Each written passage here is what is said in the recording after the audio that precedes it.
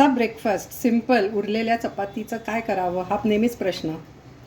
तर आज करते मी चपाती पिझ्झा. तर चपातीला सॉस लावून घेतला आहे, पिझ्झा सॉस. त्यावर थोडी कॅप्सिकम, तुम्हाला काय पाहिजेत त्या भाज्या ज्या घरात अवेलेबल असतील त्यात तुम्ही टाकू शकता. कॅप्सिकमवर चीज टाका.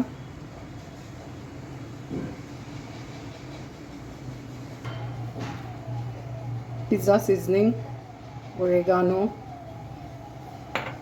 चिली फ्लेक्स,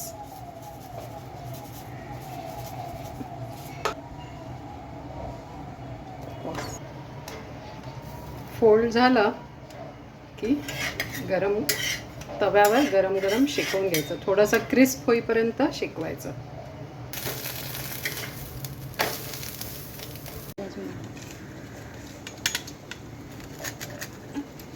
आणि आता असे कट करून